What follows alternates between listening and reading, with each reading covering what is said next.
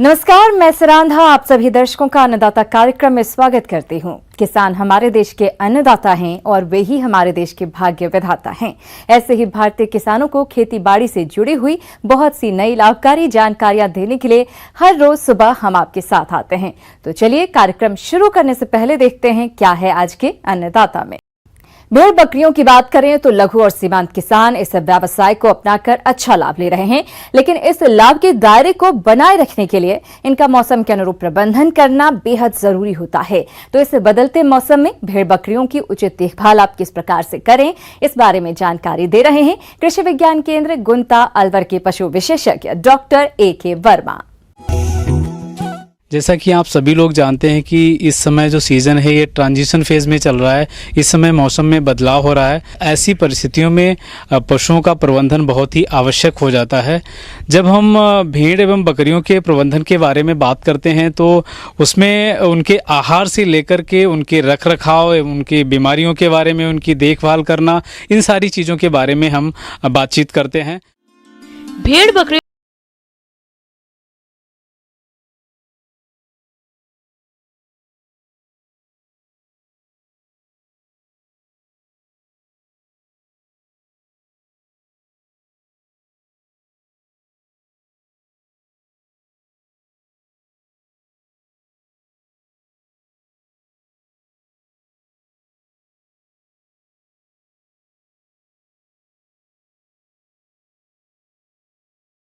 तो सर्वप्रथम मैं सभी किसान भाइयों को ये बताना चाहूँगा कि इस समय जो तापमान में परिवर्तन हो रहा है, इसकी वजह से अपने पशुओं को थोड़ा सा विशेष उनकी देखभाल करें।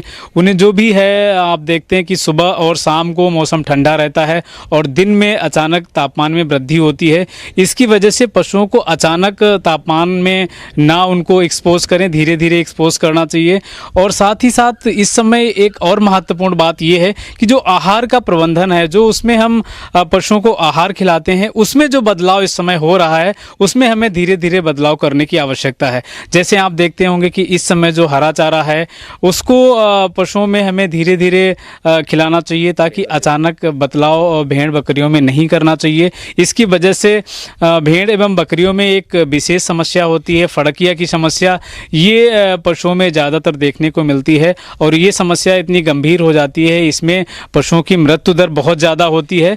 इस वजह से इस बीमारी के बारे में सजग रहने की आवश्यकता है।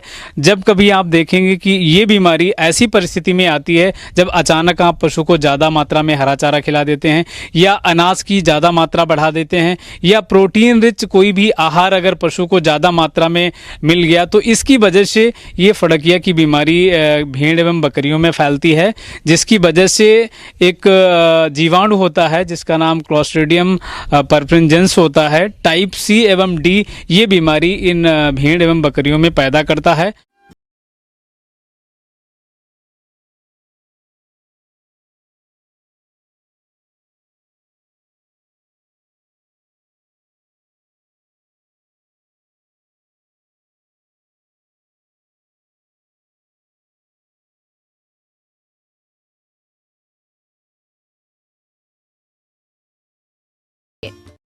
तो इसमें जो पशुओं को आप हरा चारे के साथ साथ सूखा चारा भी खिलाते रहें, और साथ ही साथ इसमें जो भी इस समय आप अनाज भी सभी पशुओं को देते रहें, ताकि उनसे उसे ऊर्जा भी मिलती रहे और भी जो आवश्यक पोषक तत्व हैं पशु को स्वस्थ रखने के लिए, और उनकी जो रोग प्रतिरोधक क्षमता है वो आहार से ही तैयार होती है। अगर आप अच्छा आहार पशुओं को देते हैं तो उनके अंदर बीमारियों से लड़ने की भी क्षमता पैदा होती है। तो इस बदलते हुए मौसम में अगर आप अच्छा आहार देते हैं तो आपके पशु बीमारियों से भी सुरक्षित होते हैं।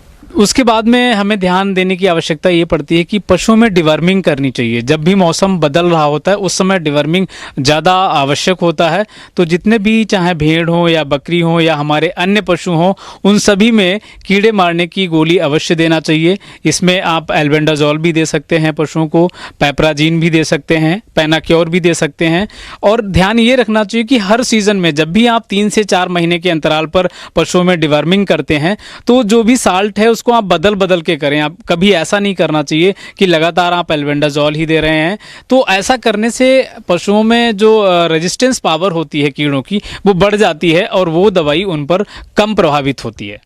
किसान भाइयों, अभी तक आपने खेती से जुड़ी हुई कुछ उपयोगी जानकारियां देखी। अब लेते हैं एक छोटा सा ब्रेक, जल्द लौटेंगे और कार्यक्रम में आगे भी हैं खेती बाड़ी से जुड़ी हुई महत्वपूर्ण जानकारियां।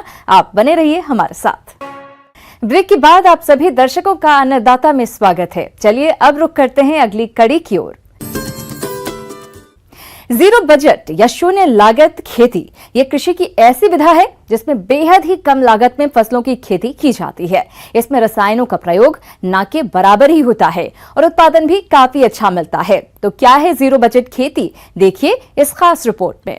दुनिया को बिना लागत यानी जीरो बजट खेती करना सिखा रहा ये किसान देश विदेश के कृषि विश्वविद्यालयों से लेकर खेत खलिहानों तक आजकल सुभाष पालेकर की चर्चा होती है। कुछ साल पहले कोई यह सोच नहीं सकता था कि बाजार से बिना कोई सामान खरीदे और बिना लागत के भी किसान अपनी खेती से अधिक मुनाफा कमा सकते हैं। इसको करके दिखाया है सुभाष पालेकर ने। महाराष्ट्र के विदर्भ क्षेत्र के अमरावती जिले के मूल रूप से रहने वाले सुभाष पालेकर को देश में जीरो लागत यानी शून्य लागत कृषि का जन्मदाता कहा जाता है। देखिए, देश की आवश्यकता अनुसार अलग अलग तकनीक विकसित हुए। आज शुरू में तो पारंपरिक कृषि थी जो गोबर खाद पे आधारित है, लेकिन उसमें जिस देखा कि हमारी जनसंख्या बढ़ रही है और उत्पादन घट रहा है, पर्याप्त हमें अन्न खाद्यान्न नहीं मिल रहा है, तो हरित क्रांति को हमने स्वीकार किया। लेकिन हरित क्रांति ने कुछ हद तक तो हमारी समस्या हल किया, लेकिन आज हम लाखों टन दालें आयात कर रहे हैं, लाखों टन खाने का तेल आयात कर रहे हैं, किसान आत्महत्या कर रहे हैं, पानी प्रदूषित हो रहा है, पर्यावरण प्रदूषित हो रहा है, ग्लोबल वार्मिंग के माध्यम से विनाश हो रहा है और भूमि की उर्वरा शक्ति घट रही है, उत्पादन घट रहा है, लोग भाग रहे हैं खेती छोड़कर। तो देखकर ऐसा लगता है कि भाई अभी रासायनिक कृषि को भी त्यागना पड़ेगा, उसका विकल्प ढूंढना पड़ेगा। जो विकल्प ढूंढना का वो जैविक कृषि का, जैविक कृषि भी विदेशी है, लेकिन उसने भी अपने हाथ ऊपर कर दिए, उत्पादन घटता गया और लागत का मूल्य बहुत बढ़ता गया, तो किसान ने उसको भी नहीं स्वीकारा। सुभाष पालेकर बताते हैं कि जब खेत में पर्याप्त इनपुट डालने के बाद भी उत्पादन नहीं बढ़ा तो उन्होंने अपने कृषि शिक्षक से इसका निदान पूछा, तो उन्होंने इनपुट बढ़ाते रहने के लिए कहा। इसके बाद वह इसके समाधान के लिए जंगलों की तरफ चले गए। जंगल में जाकर उनके मन में प्रश्न पैदा हुआ कि बिना मानवीय सहायता के हरे भरे जंगल खड़े हैं, यहाँ के इनके पोषण के लिए रासायनिक उर्वरक कौन डाल रहा है? जब यह बिना रासायनिक खाद के खड़े रह सकते हैं तो हमारे खेत क्यों नहीं? इसी को आधार बनाकर मैंने बिना लागत की खेती करने का अनुसंधान शुरू किया। जीरो बजट खेती के कुछ विशेष मुद्दे। यह प्रकृति, विज्ञान, आध्यात्म एवं अहिंसा आधारित शाश्वत कृषि पद्धति है। इस पद्धति में आपको रासायनिक खाद, गोबर खाद, जैविक खाद, केचुआ खाद एवं जहरीले रासायनिक जैविक कीटनाशक जैसे कोई भी उर्वरक खरीदना नहीं है। केवल एक देसी गाय से 30 एकड़ खेती कर सकते हो, चाहे वो सिंचित हो या असिंचित। इस कृषि पद्धति अनुसार आपको केवल 10% पानी एवं 10% बिजली की आवश्यकता है। इसका मतलब पानी एवं बिजली की बचत। इस प्राकृतिक खेती में उत्पादन रासायनिक एवं जैविक खेती से बिल्कुल कम नहीं मिलेगा, ऐसा पालेकर का कहना है। उत्पादित माल पूर्णतः जहर मुक्त, पोषक, उच्च गुणवत्ता और स्वाद होने से उपभोक्ताओं की ज्यादा मांग से दाम भी अच्छा मिलता है। रासायनिक खेती से मानव, पशु, पंछी, पानी, पर्यावरण का विनाश होता है, परंतु जीरो बजट प्राकृतिक खेती से इन सब का विनाश रुकता है और प्राकृतिक संसाधनों की शाश्वतता बढ़ती है। शून्य लागत खर्च, उत्तम गुणवत्ता, अच्छी मांग, योग्य मूल्य, ऐसे खेती से गांव से शहर होने वाला मानवीय स्थलांतर रुक जाता है। पालेकर कहते हैं कि हम धरती माता से लेने के बाद उसके स्वास्थ्य के बारे में भी सोचें, यानी बंजर होती जमीन को कैसे उर्वरक बनाएं, इस पर सोचना जरूरी है। उपज के लिए मित्र जीवाणुओं की संख्या बढ़ाना चाहिए। खेतों में नमी बनी रहे, इसके लिए ही सिंचाई करें। हरी खाद लगाएं, देसी बीजों से ही खेती करें। इसके लिए बीजोपचार विधि अपनाएं। फसलों में विविधता जरूरी है। मिश्रित खेती करें। द्विदलीय फसलों के साथ एक दलीय फसलें लगाएं। खेत में आच्छादन करें, यानी खेत को ढककर रखें। खेत को ढकने से सूक्ष्म जीवाणु, केचुआ, कीड़े मकोड़े पैदा हो जाते हैं और जमीन को छिद्रित, पोला और पानीदार बनाते हैं। इससे नमी भी बनी रहती है। खेत का ढकाव एक और जहां जमीन में जल संरक्षण करता है, यहाँ के उथले कुआं का जल स्तर बढ़ता है, वहीं दूसरी ओर फसल को कीट प्रकोप से बचाता है, क्योंकि वहाँ अनेक फसल के कीटों के दुश्मन निवास करते हैं, जिससे रोग लगते ही नहीं हैं। इसी प्रकार रासायनिक खाद की जगह देसी गाय के गोबर, गौमूत्र से बने जीवामृत व अमृत पानी का उपयोग करें। यह उसी प्रकार काम करता है जैसे दूध को जमाने के लिए दही। इससे भूमि में उपज बढ़ाने में सहायक जीवाणुओं की संख्या बढ़ेगी और उपज बढ़ेगी। एक गाय के गोबर, गौमूत्र से 30 एकड़ तक की खेती हो सकती है।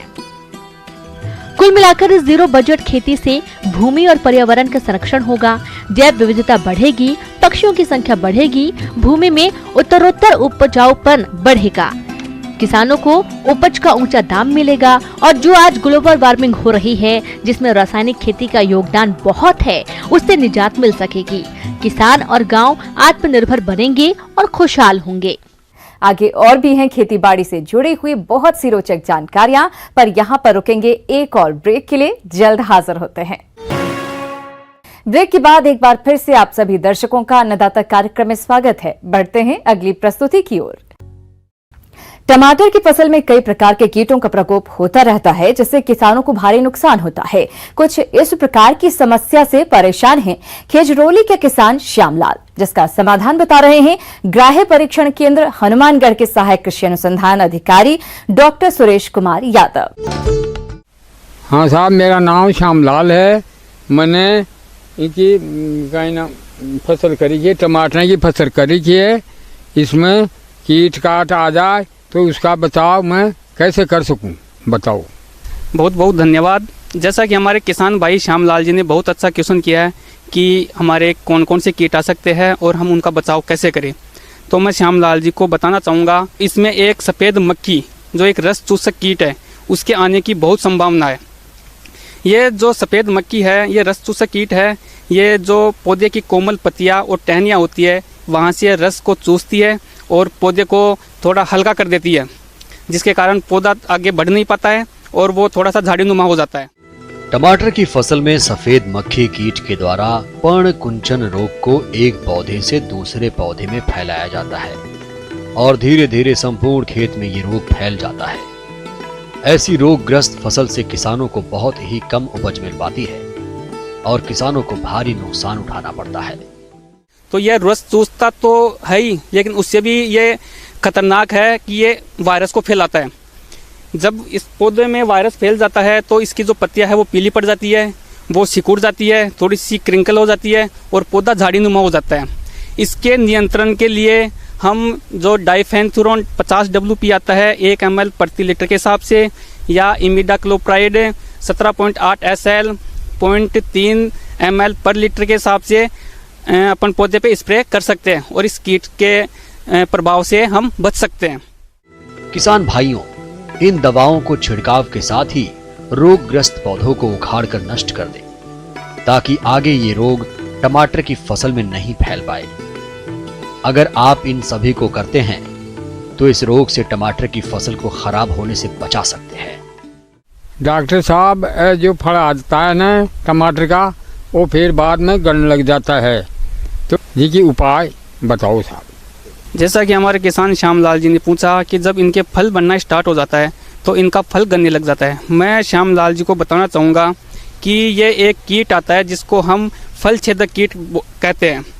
जब अपना फ्लावरिंग या जो पुष्प आने लग जाते हैं पौधे में, तब से इस कीट का अटैक होने लग जाता है, इसका आक्रमण होने लग जाता है। इसकी जो प्रारंभिक अवस्था है उसमें ये पत्तियों को खाता है और जैसे फिर फल बनने लग जाता है तो ये फल में छेद करके उसको खाना स्टार्ट कर देता है, जिससे हमारी टमाटर की फसल में भारी क्षति होती है और किसान को सीधे सीधे घाटे का सौदा साबित करती है। टमाटर की फसल में फल छेदक कीट फलों के अंदर घुसकर गूदे को खाता रहता है, जिससे फल काणे हो जाते हैं, जो कि फल किसी काम के नहीं रहते। ऐसे फलों का मंडी में भी किसानों को कोई बाजार भाव नहीं मिल पाता और इस कीट के अधिक आक्रमण के कारण कभी कभी तो किसानों को टमाटर की फसल में लगाई गई लागत भी निकालना मुश्किल हो जाती है। तो इस नुकसान को देखते हुए जरूरी हो जाता है कि आप इस कीट के नियंत्रण के लिए समय रहते उचित कदम उठाएं, ताकि इस होने वाली हानि से आप बच सकें और टमाटर का गुणवत्ता युक्त अधिक उत्पादन मिल सके। मैं इसके प्रभावी नियंत्रण के लिए बताना चाहूँगा कि जो हमारा जैव आधारित कीटनाशी है एनपीवी न्यूक्लियर पॉलीहाइड्रोसिस वायरस, उसका 112 LE प्रति बीघा के हिसाब से शाम के समय इसका छिड़काव करें। और जो बीटी है, जो एक बैक्टीरिया है, उसका 300 ग्राम प्रति बीघा के हिसाब से इसका छिड़काव करें। ध्यान रहे किसान भाई, इन दोनों जैव आधारित कीटनाशकों का हमेशा उपयोग शाम के समय इसका छिड़काव करें, इसका दोपहर में या धूप के समय कभी नहीं करें। इसके अतिरिक्त हम बताना चाहेंगे किसान भाइयों को कि स्पाइनोसेड 45 SC 0.3 ml पर लीटर या एमामेक्टिन बेंजोएट 5 SG 0.5 ग्राम पर लीटर या इंडोक्साकार्ब 1 ml पर लीटर या फ्लूबेंडामाइड का स्प्रे हम इस कीट के नियंत्रण के लिए खेत में प्रयोग करके कर सकते हैं। अन्नदाता हेल्पलाइन निःशुल्क फोन संपर्क सेवा के माध्यम से आपके द्वारा पूछे गए प्रश्नों में से एक या दो महत्वपूर्ण प्रश्न को हम अपने कार्यक्रम में शामिल करते हैं। इसी के तहत आज का चयनित प्रश्न और उसका जवाब इस प्रकार है। देखिए, खेत की तैयारी की जो बात है उसमें इसको बहुत भुरभुरी अच्छी मिट्टी चाहिए होती है। pH मान जो है वो 7.5 से नीचे होगा, 6 से ऊपर तो अच्छा रहेगा। इसमें 250 से 300 कुंटल जो है सड़ी हुई गोबर की खाद खेत में फैला करके और उसको कल्टीवेटर चला के अच्छी से जुताई करके पाटा चला के मिट्टी भुरभुरा कर लेते हैं। फिर अपने मिट्टी अगर जिस हिसाब से उनकी समतल है, ऊंची नीची है, उसके हिसाब से क्यारियां बना लेते हैं। यदि जमीन कम उपजाऊ हो, उस अवस्था में क्यारी की अंतिम बार तैयारी करते समय यूरिया 40 किलोग्राम, DAP 80 किलोग्राम और पोटाश 60 किलोग्राम प्रति हेक्टेयर की दर से खेत में प्रयोग करें। साथ ही यूरिया की आधी मात्रा तथा अन्य उर्वरकों की पूरी मात्रा को बुआई के समय प्रयोग करें। और इसकी उन्नत किस्में हैं पूसा किरण और पूसा लाल चौलाई करके है, CO1, CO2, CO3 कोयम्बटूर की वेराइटीज़ हैं। तो इस टाइप से किसान भाई अपने सुविधा के हिसाब से चयन कर सकते हैं। लोकल भी जो जर्मप्लाज्म है यहाँ उपलब्ध है इस इलाके में, वो भी अच्छा करता है, तो उनमें से कोई भी एक का वो चयन कर सकते हैं। और इसको तो अभी क्लाइमेट है उसके हिसाब से मार्च से लेकर के सितंबर तक वो फेवरेबल रहता है। लगभग इसका जो सीड होता है अलग अलग वैरायटी के हिसाब से डिफर करता है। 1.5 किलो से लेकर के 2.5 किलो तक बीज 1 हेक्टेयर फसल लगाने के लिए पर्याप्त होता है। अमूमन इसको लोग छींट के बोते हैं, लेकिन उसमें बीज की बर्बादी भी होती है। तरीका उसका यह है कि आप 20 से 25 सेंटीमीटर की दूरी पर लाइन बना लें और उस लाइन में जो है बीज में थोड़ा बालू मिला करके बोएंगे, जिससे बीज के बीच की दूरी 5-7 सेंटीमीटर अगर बन जाएगी तो पौधा जो है स्वस्थ और अच्छा होता है। तो सामान्य प्रक्रिया है और नमी जो है वो कमी नहीं होनी चाहिए जिसमें सिंचाई करते हैं, तो उसका पूरा ध्यान रखना होगा, क्योंकि पौधा का जमना पूरी फसल की अच्छाई के लिए बहुत मायने रखता है। तो हल्की सिंचाई अगर ज़रूरत समझेंगे जर्मिनेशन के पहले तो हल्की सिंचाई भी कर देना जरूरी होगा। रोपाई के 30 से 35 दिनों बाद हाथों से खरपतवार निकाल देने चाहिए। फिर दूसरी निराई आवश्यकता अनुसार करनी चाहिए। जब फसल 30 से 35 सेंटीमीटर की हो जाए तो खरपतवारों का ज्यादा प्रभाव नहीं पड़ता है। इसी फसल में लगता हो आप उसमें दवाई डाल देंगे, जो जहर होता है जिनमें पीला रंग का सिंबल बना होता है, उसको 2 से 2.5 ml 1 लीटर पानी में घोल करके जो उपलब्ध हो अभी बाजार, चूँकि पत्ता इसका पूरा सब्जी के तौर पर इस्तेमाल करते हैं, इसलिए जो सामान्य होती हैं बहुत जहर 24 घंटे में जिनका छींटने के बाद असर खत्म हो जाता है उनका चयन करना चाहिए। तो ऐसा करने के शुरुआती तौर पर लोग राख भी छींट देते हैं तो वो खाने वाले कीड़े थोड़ा कम हो जाते हैं, वो भी तरीका अपनाया जा सकता है। 15 दिन 20 दिन जैसा ज़मीन की अपनी स्थिति उस हिसाब से जो है वो सिंचाई करते रहना चाहिए।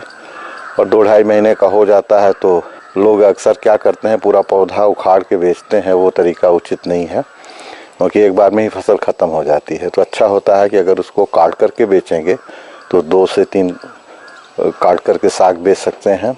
फिर बाद में अगर बीज बनाना है उसको छोड़ देंगे तो फिर वो उसमें बड़ा होगा, उसमें फूल डेवलप करेगा और फिर सीड बन जाता है। तो सामान्यतया जो है इससे जो साग के तौर पर ज़्यादा ही लोग करते हैं, तो साग के तौर पर करते हैं तो उनको 200-250 कुंटल 150 से वो किस्मों के हिसाब से हो जाता है, वो अच्छी पैदावार उनको मिल सकती है। तो चूँकि साग मुलायम रहता है उस हिसाब से करते हैं। नॉर्मली जो है वो 6 सेंटीमीटर 6 इंच से नीचे पौधे हों, 8 सेंटीमीटर, मतलब 1 फीट से वैरायटी वाइज थोड़ा वेरिएशन होगा, लेकिन जैसे हाथ से आप तोड़ेंगे खट से टूट जाता है, सॉफ्ट है वो स्टेज सही होती है, उसकी कटाई करनी चाहिए।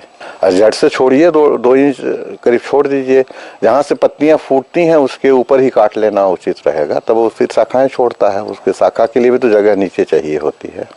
किसान भाइयों, अन्नदाता आपकी सेवा के लिए संकल्परत है। कृषि संबंधित समस्या और सुझावों के लिए आप हमें इस पते पर संपर्क कर सकते हैं। प्रोड्यूसर अन्नदाता, news 18 Rajasthan, Ramoji film city, Hyderabad 501512। साथ ही आप हमें ईमेल भी कर सकते हैं। हमारा ईमेल है p18अन्नदाता-राजस्थान@nw18.com। इसके अतिरिक्त आप हमें निःशुल्क हेल्पलाइन नंबर 18004192-155 पर सोमवार से शनिवार सुबह 10 बजे से शाम 4 बजे के बीच संपर्क कर सकते हैं। किसान भाइयों, अब समय हो रहा है आपसे विदा लेने का, तो हमारी पूरी अन्नदाता टीम को दीजिए इजाजत। कल फिर आपसे मुलाकात होगी कृषि संबंधित कुछ और महत्वपूर्ण जानकारियों के साथ। नमस्कार।